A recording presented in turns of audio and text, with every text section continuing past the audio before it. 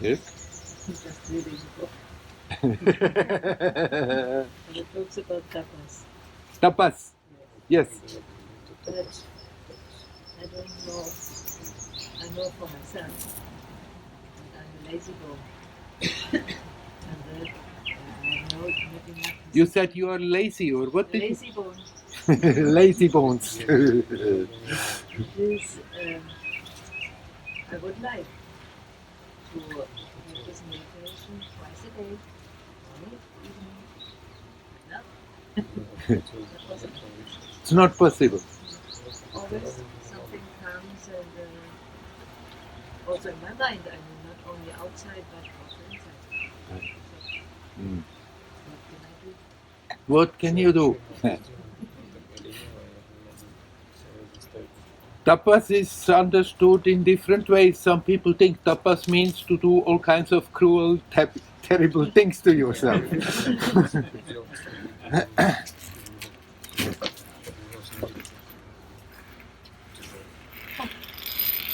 for me, it means have a certain discipline Yeah. and regular steps. Tapas means everything that helps to bring your attention back home to yourself.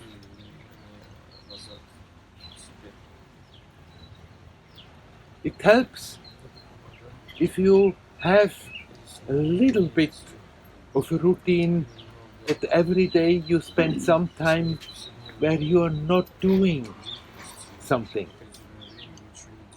That every day you have some time where you're simply stepping out of the current of events. That you have some time where you are not busy. And you said it happens, I mean, all the time happens something. Right. But you can learn maybe not to go along with it. I mean, it's not necessary that you have to fix a time and then be at that time.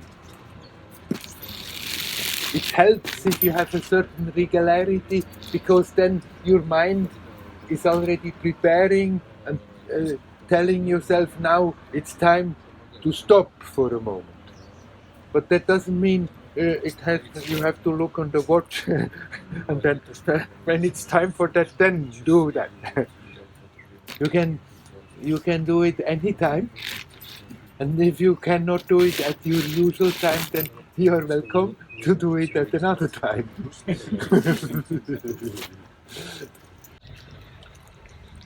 And then bring that attitude as good as you can in your activities, when you are with people, when you are going about, when you are with your family or in your job or wherever, when you're active, that you don't try not to get completely lost into it, but remind yourself to bring the attention back to that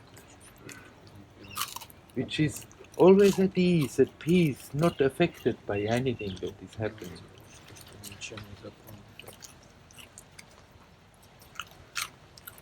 Then you are doing tapas, just living. But I mean, it helps if you have. If you have just a little bit of self-discipline, of telling yourself, okay, now I'm just stepping out for a moment. Now for a moment I'm just not busy. Now for a moment I'm not doing anything else. But sit down on a chair or sit down on the ground, or if you don't want to sit, be somewhere where you're not too much disturbed all the time, and walk gently and just be here now as good as you can and relax in that. And then you can intend that you try to remember when you are normally active, when you are with people.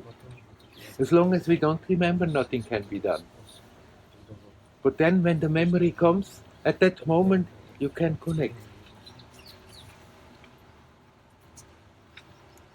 Or you can just brush it away, or you can start to beat yourself up and say, oh, how much time has again passed without the conscious moment, and there you're in the story again. Don't make a fuss, don't make a big deal, but don't postpone it. Don't think, oh, first I finish this and then I'll try to connect. Then you never connect. The moment you remember, the moment you become aware, at that moment, just bring your attention back home and relax in it. And do that consequently whenever you remember. Then the memory will come gradually more and more. And it will happen more and more spontaneous, more and more effortless.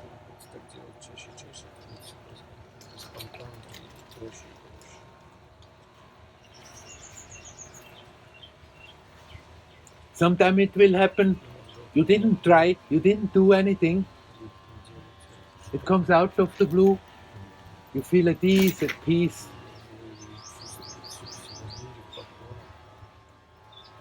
You wonder why you are not functioning all the time like this? Then the mind comes again, and there we go again. And there, maybe you start to wonder, oh, what did I do wrong? What did I do wrong? And let that go. It was not time to stay there. Or you may say, you see, I didn't try. It came all by itself. So what's the point in trying? But this is happening usually to those people who keep trying. If you sincerely try again and again and are even not very successful, then this kind of moments may start to come when you are not trying. That suddenly you feel, naturally, at ease, at peace. So don't jump to the conclusion if that starts to happen. So it's better not to try because it's coming then. Give that little impulse. And even if at that moment you can only stay 3 seconds, consciously connected, these 3 seconds are very, very precious. And if you do it again and again and again, gradually it's building up its own momentum, its own power that eventually will become stronger than the power of the habit that pulls our attention all the time away from it. Yes? I was sitting in Seychelles restaurant. Uh, there is this brushing machine, so you have to talk a bit I was louder. sitting in Seychelles restaurant, and in front of me was somebody sitting. She didn't say a word. And I'm very happy in Tiruvannamala. My heart was singing, I always say. And so I was talking a little bit, and then one moment she said, Ramana has said silence is the best. Yeah. So I excused her. But is it really something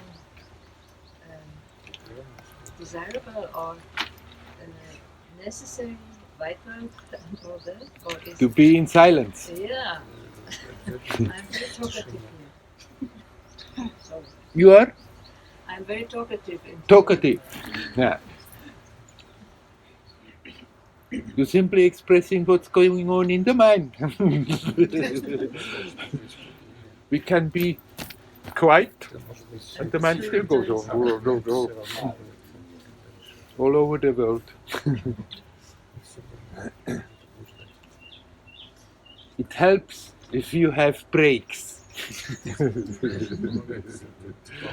Because if you just go on and on and on, talking with people, your attention has the tendency to be much more attached to them. If you have moments where you are not talking, then you are also becoming more aware what's going on in the mind. You may not talk and then say, oh, but what's the point? Because my mind goes crazy. But it's not that time is wasted. Because when we try to keep quiet and cannot keep quiet, in no other situation we become so acutely aware what's really going on in the mind. It may not be very pleasant to become aware, to see, because we like to have good ideas about ourselves. And if we really become aware what's really going on in the mind, wow, most of the time it's not exactly a pleasant experience. But that very feeling of, oh, what, is what actually starts to help us to not be so obsessed with it, to detach from it, to not always be so interested in what we are thinking and what we are talking. So if you naturally like to talk a lot, that doesn't mean you have to become a Mauni now. Now, no more talking. But be sometimes by yourself and try to keep quiet, not simply physically, but also mentally, as good as you can. You don't have to force yourself to do that for hours. Just take breaks in being active all the time. If that comes naturally, that one wants to do that hours and hours and hours, then that's fine. Let them do that. But if it's not natural and if you try to force yourself, then you will get so pissed off with it that you throw it completely away. Everybody has to find for themselves a healthy balance. For most of the people, it's much healthier to have a balance that you have your time, you just step out, you're keeping quiet, you're keeping rather by yourself or with people who are also keeping quiet for the same purpose. And then you go out in your daily life, you are active, you do what you have to do, and you bring your that attitude as good as you can in your activities. If you think it's tapas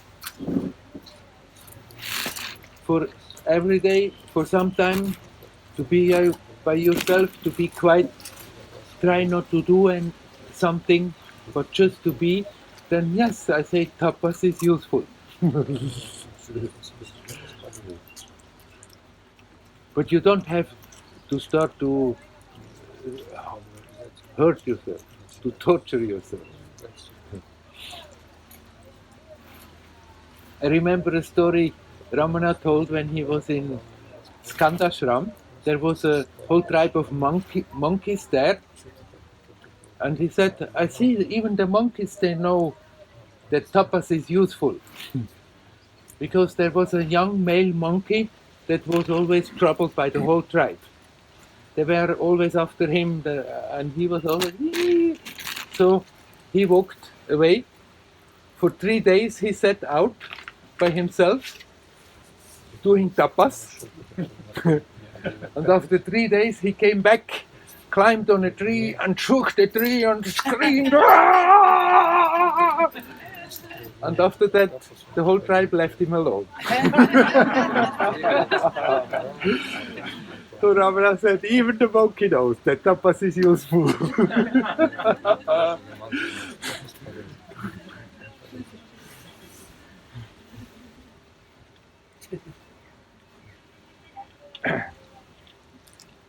They never troubled him again.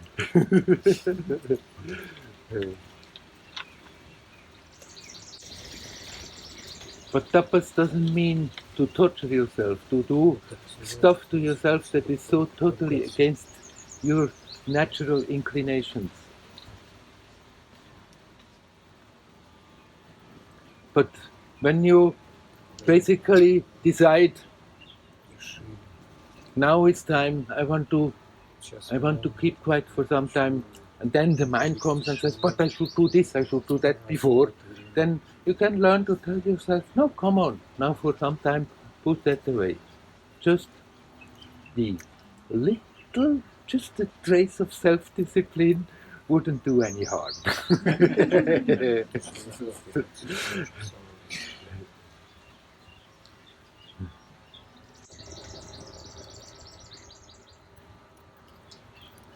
But then Ramana says in his Upadeshasaram, that's the one of the chants they are chanting every evening in the Ramanashram, and he wrote it because somebody has written a story, a whole Vedic type of story about the guru and his disciples. And then he came to Ramana and said, okay, now I wrote the whole story, and now the guru should instruct the disciples, and you have to write this. So he wrote the Upadeshasara, that means the essence of teaching. And they're chanting it every evening in the ashram, and there he talks about tapas, but then at the end, in his last verse, he says, aham sthiti tapo uttamam, that staying, abiding in the I, just relax in the I, is the ultimate tapas.